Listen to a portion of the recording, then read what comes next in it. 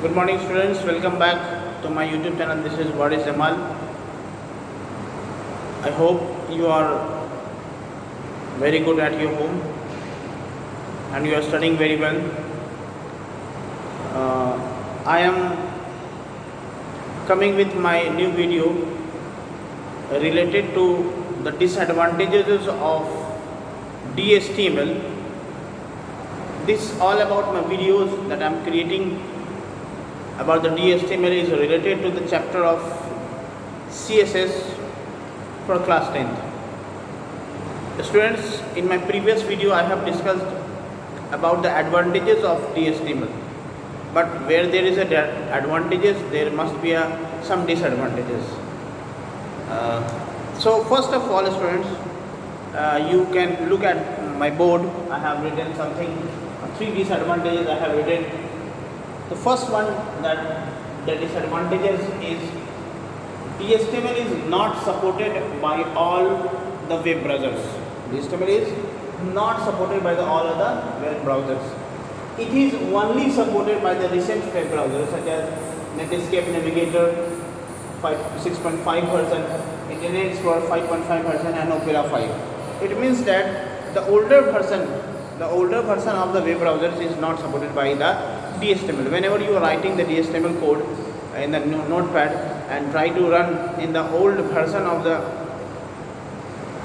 web browsers, it will not support, it will not show the effect of the DHTML. Okay, so students, whatever the new version of the DHTML has come, new version of the web browser has come, is only supported by the DHTML. So it can be a disadvantage of this DHTML program. Okay, the next disadvantage is learning of DHTML requires a lot of pre-required sites languages like CSS, HTML, JS. That's all. Actually, it means that students, whenever you want to learn DHTML, you must have the knowledge of the HTML. Without the knowledge of the HTML, without the knowledge of the Java scripting, without the knowledge of the Java scripting and the CSS languages, you cannot understand the actually performance, actually working, actually effect of the DHTML code in the web page. So it is the disadvantage that before learning the DHTML you must have the knowledge about the CSS, HTML and Java scripting language. So it can be a disadvantage of the DHTML. The next disadvantage is that it's also related to the web browser. The implementation of the web browsers, implementation of the different browsers are different. So the work is in one browser might not be necessarily same as other. That it means that the students, when you are working, for example, you are working in web, Google Chrome, and you have seen some effect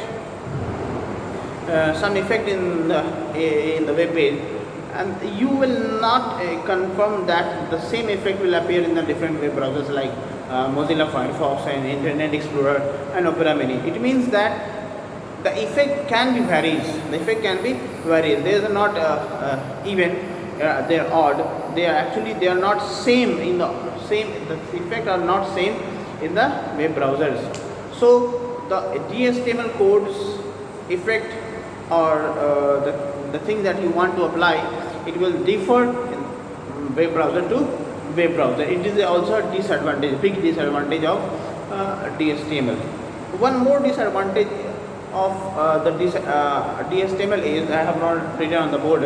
Actually, the one more disadvantage is that actually it is required supportive tools. It requires supportive tools to execute their performance, to execute their effect. So it is very expensive. Actually, if you are only working in HTML, it is not very expensive. But when you want to execute that effect, when you want to see the actual effect, you need some other tools like Dreamweaves is required for see the effect. So you can say the HTML is a very expensive programming language. So it is required more cost as a comparison of HTML language. And so students, this is all about the DHTML disadvantage. We will continue about this topic our next topic is going to explain you about the CSS and this and related information.